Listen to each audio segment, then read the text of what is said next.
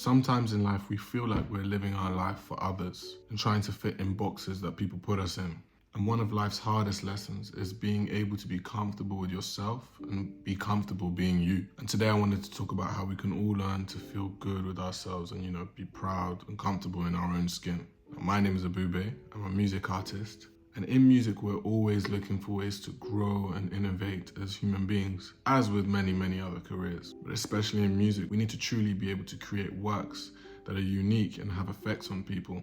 And so for this, it's really important for us as artists to be comfortable in ourselves and comfortable in our own judgment, because we cannot outsource our own creativity that's in us. It's got to come from here, and you've got to feel comfortable to put that out there. And this is something I've had to learn and I'm constantly working on. I wanted to talk about some of the things that I'm doing and working on constantly, because it's a constant choice you have to make. It's not something you just reach. You have to choose to work on this every day. The key point and the most important thing about being yourself and being good with being yourself is that you are authentic. Everybody is unique and different and authentic. And, the only person's expectations that you should be trying to reach are your own. Now, that's not to say that you wouldn't want to do well at work or you wouldn't want to do well at school, but it's these expectations that we set in our mind, not that others are setting for us, that we need to stay accountable to and we need to, work towards, because essentially nobody cares about your life as much as you do. Now, the most difficult thing about this, and I feel like a lot, if not most people, deal with this issue, is seeking external validation. Trusting your own judgment in all situations is so important. Now, as I just said, what is most important is your own expectations of yourself. I'm sure you've heard people say every day to be better than you were yesterday. And your own judgment is what's important, because your morals are there for a reason. Your morals are there because you judge things that you do on whether you should do them or you shouldn't. Essentially, it all comes down to that. And a quote from Epictetus: if you are ever tempted to look for outside approval, realize that you have compromised your integrity. If you need a witness, be your own. This isn't to say that you should always believe that you are right and you shouldn't listen to anybody or any advice that anybody's saying. It's not at all that. It's mainly about our own worth and our abilities. We cannot rely on other people to give us validation or to give proof of that. We need to learn to be self-fulfilling when this isn't the case. When people aren't validating you, you need to also learn to be honest with yourself and not fool yourself, and be able to judge your abilities for what it is. You need to believe in yourself the most. It's hard at hard times, and you got to do it in the good times too. You got to stay accountable.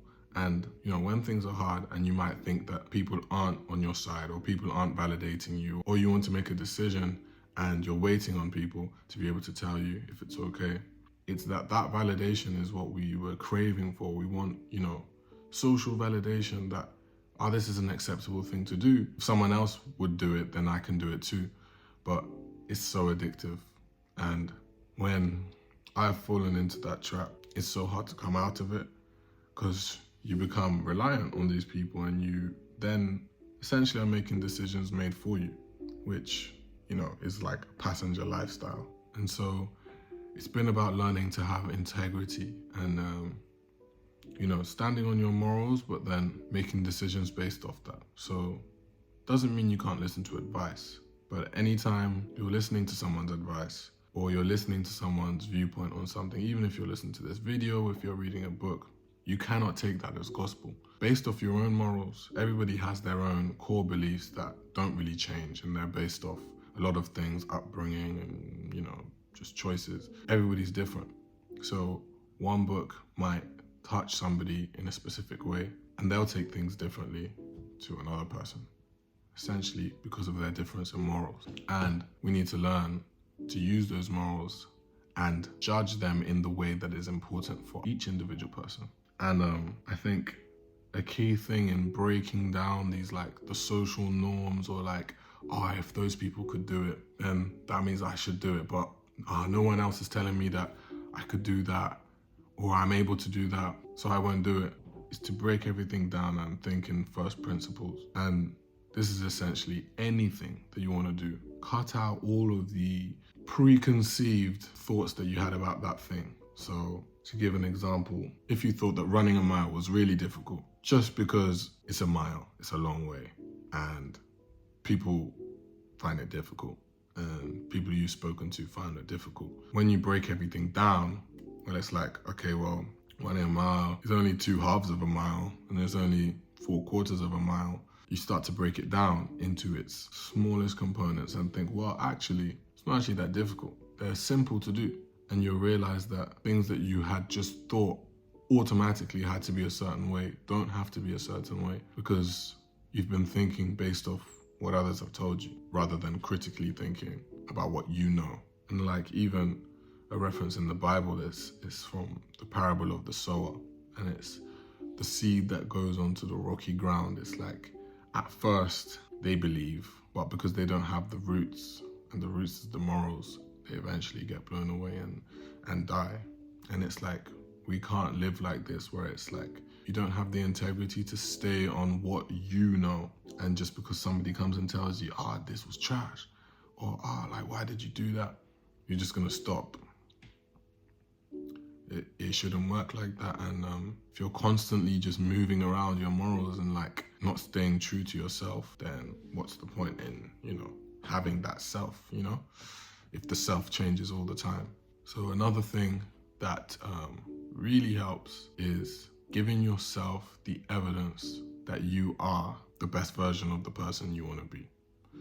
So how can I really believe in myself, and how can I really feel confident and comfortable in myself? And I came across the study of cognitive behavioral therapy, CBT. And this is what therapists use when they want to help an individual identify their negative thoughts in their mind. And often it's their negative automatic thoughts. So they just think it. They're not even consciously deciding to think it. It's just automatic. And the first step in, dealing with a problem is identifying it. So we identify the problem that's causing you the emotional distress. And then, it uses methods like short-term goals to reframe those thoughts. And reframing those thoughts on a short-term level helps the person see tangible differences in their well-being. No matter how small, no matter how insignificant, but they still see a tangible difference. And that, the hope is that you start to see exponential improvement in your well-being. And that's what therapists offer. And I wanted to really find out, how can I actually take the practices of this and do it myself? And here's how I did it. First thing I did was I wrote down everything I believed were my flaws, every single one of them. And I really dug deep down. I didn't want to sugarcoat, and everything, even the things that you keep in your head, but you don't even really like say out to yourself, that that you think you believe about yourself. I wrote them all down, and I then wrote down what I thought was the evidence that I had to support the fact that I was like that. For example, you might think that you're not intelligent, and the evidence you might write down for that is that I failed this many tests in school, so I am stupid.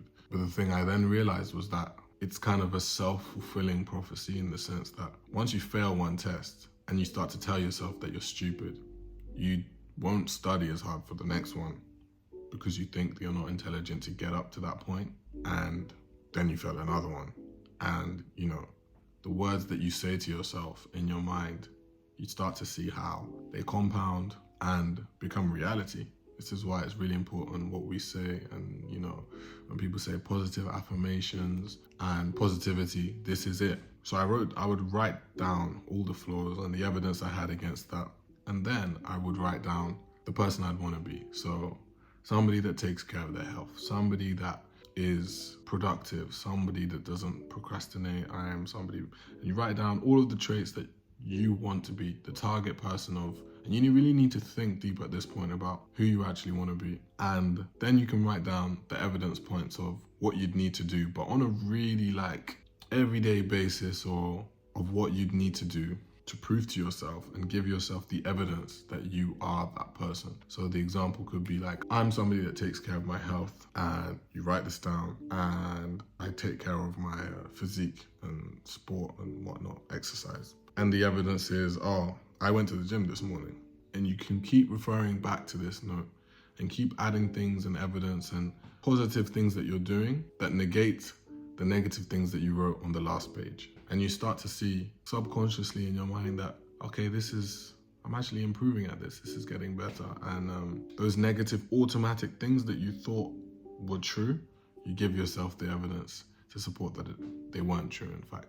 And it's again linking back to what I was saying about thinking from first principles. It's hard, but we need to learn to think without preconceptions and think without things that we think are true and we've just assumed they're true because everyone's told us they're true. And the other thing that's hard to deal with, especially when you're trying to be yourself, and it's like you want to, that person that you feel, they're so comfortable in themselves, they're so like perfect, they're so like, they don't care what anyone says. And it's the comparison that we have with these people that is especially difficult and also compounds and adds to that feeling of not being comfortable in yourself. And it's hard to not look at others and think, oh, they're doing amazing. But it's about twisting that and reframing it, like I said, to be an inspiration. A lot of the times we'll idolize people and we'll idolize certain characters and personalities, and it then becomes impossible to be like that person. No matter how many things that you do exactly that they did on their path,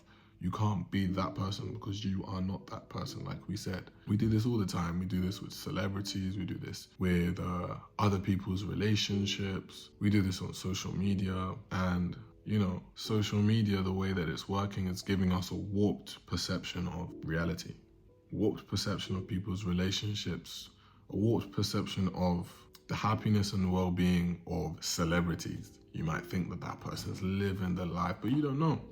You don't know how they're feeling behind closed doors. And it's especially important that we, in a way, ignore these feelings of wanting to compare ourselves with people on social media, because especially on the relationships point, not just romantic relationships, but any relationship with any person, all these relationships play a massive part in our happiness and play a massive part in how we perceive life. It's relationships. It might be with your mother, with your girlfriend. However you are in these relationships has a massive effect on your happiness. And it's important to not then start comparing it with other people's, because then you're gonna think relatively to that other person's relationship, mine is terrible, therefore I'm not happy. It's just a downward slope from there. And it brings me onto the point of self-awareness, and it's really something I've had to focus on, is that we are not perfect.